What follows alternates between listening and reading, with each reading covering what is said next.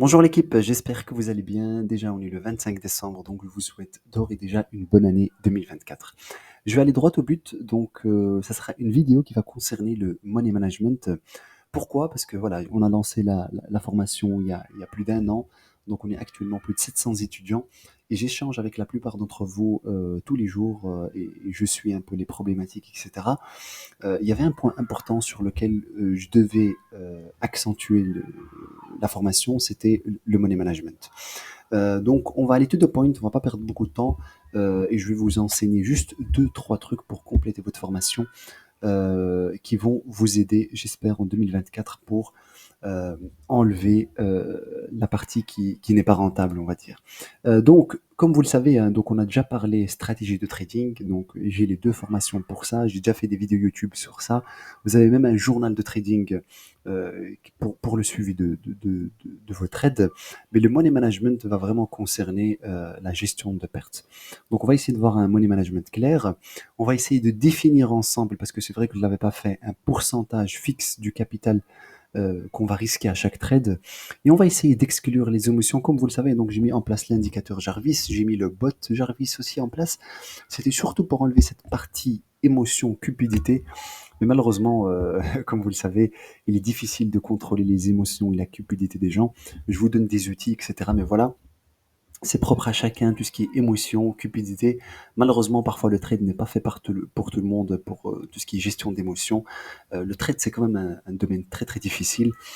Donc j'essaye de vous donner tous les outils nécessaires, mais bien sûr, il y a des choses qu'on ne peut pas enseigner. C'est la gestion des émotions et la gestion de la cupidité. Voilà, j'avais des gens qui gagnaient 1500 $ la journée et qui étaient encore devant les écrans et qui risquaient tout euh, pour gagner encore quelques dollars en plus. Il n'y a aucune stratégie, il y a aucune money management et je trouve que c'est problématique. Donc on va essayer d'éviter les séries de pertes et essayer de vous aider à devenir rentable. Parce que comme vous le savez, hein, donc la formation et les techniques que je vous donne sont excellentes. Elles ont été validées par énormément de gens. Il y a beaucoup de personnes qui ont réussi des tests de trading. Il y a des gens qui retirent du cash de profit, etc. Donc là, j'ai confiance dans la méthode à 100%. Mais voilà, pour vous aider au mieux, on essaie de mettre en place des choses qui vont vous aider à mieux gérer les émotions. On part sur un tableau hyper simple, juste pour vous montrer l'importance d'avoir un risque-reward positif. Risque-reward positif, ça veut dire quoi? Ça veut dire que si vous misez, si vous êtes prêt à perdre 200 $, au minimum, vous devez être prêt à gagner 200 voire 400. Donc ça, c'est un risque-reward positif. Et pourquoi? On va juste le prouver mathématiquement. Si vous prenez 9 trades d'affilée, vous avez le capital ici, vous avez le pourcentage de trades. Donc, si vous risquez 2% de 10 000, vous avez moins 200 $ et vous avez le capital final. Et vous voyez que si on perd 9 trades d'affilée, on se retrouve avec un capital de 8500, c'est-à-dire que on a perdu 1500 $, mais il suffit d'une bonne opportunité qui nous fait gagner 20%, donc 1700 $, et on est break-even, voire positif de 209 $. Ici, l'importance de ce graphique est une seule chose, c'est que la perte n'est pas problématique tant que le risque-reward est positif. Vous devez accepter la perte c'est tout à fait normal, il y a énormément de gens qui font des pertes, les meilleurs traders au monde font des pertes, la perte n'est pas le problème, c'est vraiment la gestion de cette perte et la gestion de votre stratégie. Donc vous voyez, si vous faites 9 trades perdants d'affilée, et sincèrement, si vous le faites, c'est que vous n'avez rien compris à la méthode. Normalement, avec la méthode alpha, on n'est même pas censé aller même à 5 trades d'affilée perdants. Pourquoi? Parce que nous, avec la méthode alpha, vous l'avez vu, hein, on vise 2 trades, 5 trades maximum par jour et on attend le meilleur moment. Mais malheureusement, 80% de mes étudiants ne sont pas patients. Ils veulent juste trader, trader dans des ranges, ils tradent des patterns qui n'existent même pas. Et c'est normal que vous vous retrouvez avec des 9 trades perdants d'affilée. Mais ce n'est pas un problème. À partir du moment où on a un bon money management, une bonne stratégie, même si vous perdez 9 trades d'affilée, et encore une fois, il faut le faire, il suffit que le dixième soit bon. Bon, j'ai mis 20%, bien sûr, c'est énorme, mais il suffit qu'un trade soit bon, une news qui arrive, et vous vous retrouvez avec votre capital de base, plus 209 $ de gain, bien sûr, hors commission, on ne prend pas les commissions en compte. Donc ça, c'est le premier point important que je voulais vous enseigner, c'est que la perte n'est pas problématique. Rappelez-vous de ça. Faire des pertes, c'est tout à fait normal. C'est dans la stratégie, du moment que la perte est contrôlée et du moment qu'on sait ce qu'on fait et qu'on a bien noté notre stratégie et qu'on a un bon suivi de trade. Donc ça, c'est le premier point important. Le deuxième point important qu'on va souligner, c'est le pourcentage de risque par trade.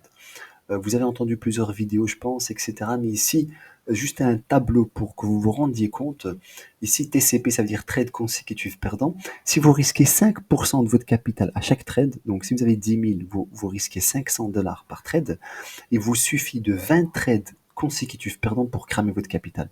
J'arrive à la conclusion que si vous tradez, si vous risquez 5% de votre capital par trade, c'est que vous n'avez rien compris et vous allez cramer votre compte en moins d'une semaine. Donc ça, c'est le premier point, on est d'accord.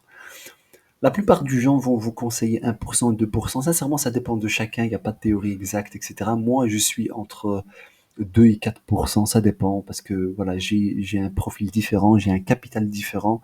Je trade avec mon propre compte. Il y a des gens parmi vous qui tradent sur les propres formes, donc c'est différent. Mais encore une fois, ce que je vous recommande, c'est que le maximum, c'est 2%. Le maximum, ça, ne dépassez pas 2%, s'il vous plaît, surtout pour les débutants et ceux qui commencent. Si vous êtes confirmé, je pense que ça c'est une autre discussion, on verra plus tard, mais le maximum c'est 2%. Et vous voyez que si vous faites 2%, si par malheur vous faites 50 trades consécutifs perdants, vous cramez votre compte. Mais ce que je vous conseille, donc ça c'est le maximum, et ce que je vous conseille c'est 1%, et 1% c'est quelque chose de gérable pour un compte de trading, même 0,5%, à vous de voir en fonction de votre capital et en fonction de votre gestion du risque. Mais ne dépassez pas ce seuil s'il vous plaît de 2%. Donc on est d'accord sur ça. Je résume. La perte n'est pas un problème à partir du moment où elle est contrôlée. Le fait d'avoir un pourcentage va vous permettre de euh, éviter les émotions, c'est-à-dire vous mettez 2%, vous mettez votre stop loss, vous ne touchez plus. Allez, on arrête. S'il touche le stop loss, c'est pas grave, on a encore d'autres opportunités. Comme vous l'avez vu, ce n'est pas parce qu'on fait 15 000 trades consécutifs perdants, j'exagère, que c'est la fin du monde. Non. Du moment que vous avez un risk-reward positif, si vous en faites 3, 4 perdants, si vous avez un avec un ratio de 1, 4, 1, 5, c'est bon, vous avez récupéré votre capital, et il n'y a aucun problème. Donc ça va, ça c'est le deuxième point qui est important. Et je termine avec ce slide qui est le win rate. Vous voyez que donc ça, un ratio de 1-1, ça veut dire quoi? Ça veut dire que si vous misez 1, vous êtes prêt à gagner 1.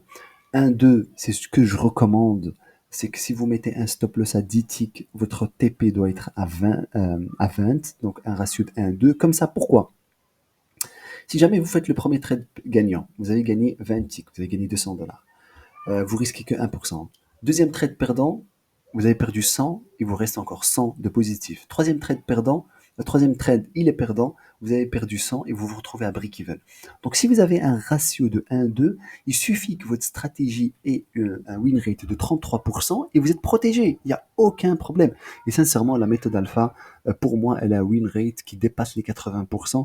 Donc, même parfois, vous me voyez avec le bot, je mets des ratios négatifs. Pourquoi? Parce qu'en fait, j'ai un win rate qui dépasse les 80% et je peux me le permettre. Mais ce n'est pas le sujet de la vidéo. Nous, on part du constat qu'on a un win rate allez, de 30%, allez, de 30%, de 33% ici. Donc, s'il vous plaît, mettez un risk reward de 1, 2. Comme ça, même si vous perdez, ce n'est pas un problème. Si le deuxième ou troisième trade il est gagnant, vous rattrapez tout. Ça va?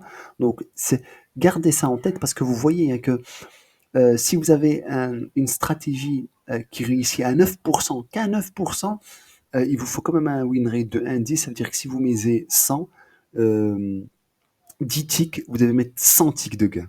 Vous voyez? Mais bon, avoir 9% de win rate, c'est pas une stratégie, c'est du casino. Nous, on est plus dans ces alentours-là, des win rates de minimum 40%. Ça va donc, ça c'est ce que je voulais que vous sachiez et que vous compreniez. Après, pour vous aider encore, hein, comme d'habitude, j'essaye de vous faciliter la vie. Sur mon site internet, j'ai mis un calculateur qui va vous permettre de calculer la taille de la position. Il y en a plusieurs pour le Forex, il n'y en a aucun presque pour les futurs. Et comme nous, on trade le CL et d'autres marchés sur le futur, ben ici, ça va vous permettre de calculer la position. Ici, c'est vraiment adapté pour les gens qui ont un compte propre. Donc par exemple, si vous mettez 50 ticks, vous risquez 1% et vous avez un stop loss de 15. Sur le CL, je mets toujours un stop loss de 15. Si vous calculez, Il va vous dire de rentrer avec 3 lots, vous risquez 500 dollars par trade et vous avez un montant du risque en fonction du stop loss qui est de 450. Pourquoi? Parce que c'est 30 fois 15, donc ça fait 450. Mais moi, ce que je vous conseille, encore une fois, que vous ayez un compte de 50 000 ou je ne sais quoi, un lot suffise amplement. C'est amplement suffisant. Mais au moins ici, vous avez une idée de combien de lots, mathématiquement, en fait, là on suit les mathématiques, vous pouvez miser pour être rentable. Donc si j'ai un compte de 15 000, je veux risquer 1% comme je vous conseille. Le margin intraday sur le CL il est de 1000, sur le Nasdaq il est de 500 par exemple. La valeur du tick elle est du 10, sur le Nasdaq elle est de 5. Et sur le CL j'ai envie de risquer que 15. Je mets calculé et vous voyez il me dit tu mets un lot, tu vises 30 TP et voilà ton montant du risque par trade et voilà le risque total pour le lot calculé. Et donc comme ça vous pouvez jouer avec. Et ici vous avez un calculateur d'objectifs. Moi j'ai un objectif journalier entre ça dépend, hein, mais je peux aller jusqu'à 10% par jour.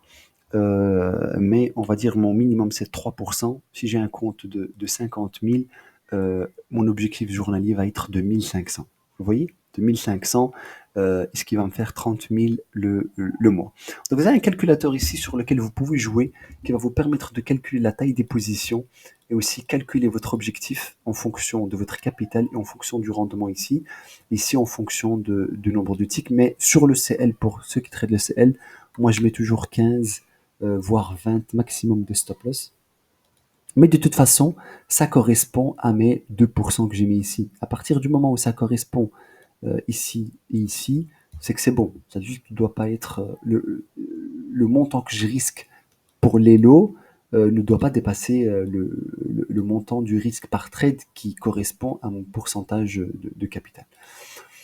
Et aussi, moi, ce que je fais, c'est que chaque semaine, je prends la taille de mon compte et je définis le risque que je vais avoir. Par exemple, cette semaine, j'ai 15 000. Je prends un exemple. J'ai bien gagné cette semaine 1000 dollars par jour. Donc, ça veut dire qu'après 5 jours, j'aurai 20 000. Donc, la semaine qui arrive, je vais mettre 20 000 ici. Je vais dire, tu sais quoi, ce mois-ci, cette semaine-là, je vais risquer 1,5. Donc, dans le cas du CL, ici 10 et je garde mon truc. Et ok, donc cette semaine, je peux mettre au maximum 2 lots et je vais risquer 300 dollars par trade. Donc ça, c'est chaque semaine, je modifie la taille de mon compte pour avoir un nouveau montant total du risque. Je vais noter, hein, je vais noter, comme ça je l'ai devant les yeux.